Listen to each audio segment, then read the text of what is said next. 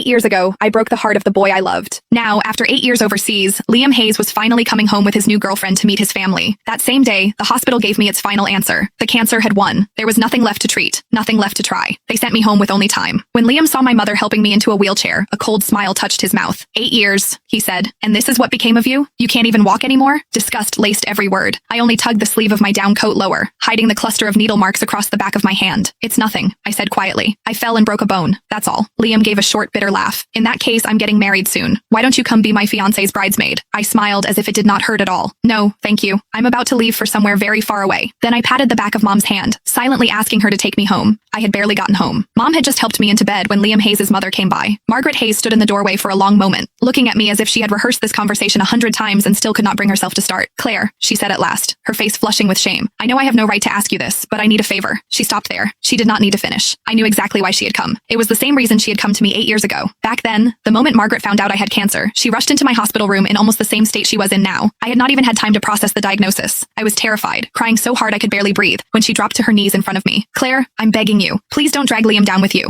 He's just been accepted into a program overseas. If he finds out you have cancer, he'll never agree to leave. You and Liam have known each other your whole lives. You've loved each other for so many years. So please, for my sake, let him go. Break up with him. I've arranged everything. I found a boy to help. All you have to do is pretend to kiss him downstairs. Let Liam see it. Make him believe you betrayed him. Then break up with him. That's all. Because of those words, the first thing I did after being diagnosed was not schedule more tests or begin treatment. Instead, I put on the coldest face I could manage, pretended to cheat, forced Liam to hate me, and drove him out of the country without mercy. Sure enough, a second later, Margaret looked at me with guilt in her eyes. Claire, please don't blame me. I had no choice. Liam's girlfriend now was his classmate overseas throughout graduate school and his doctoral program. They're perfect for each other. I really don't want to ruin such a good marriage. You know Liam, he adored you when you were kids. If he finds out the truth about what happened back then, I'm afraid, her voice shook. I'm afraid he'll throw everything away again. So could you stay away from him for a while? You don't have much time left anyway, do you? In your condition, you shouldn't be going out, don't you think? The moment Margaret said those words, my mother grabbed a pack of adult diapers from beside the bed and slammed it down so hard the mattress shook. Seeing that she was about to lose her temper, I quickly tugged at her sleeve and softened my voice. Mom, please. It took several seconds before she managed to hold herself back. Only then did I look back at Margaret. I can promise I won't tell Liam what happened 8 years ago, I said calmly, but I can't promise I won't see him. No, I could not promise that.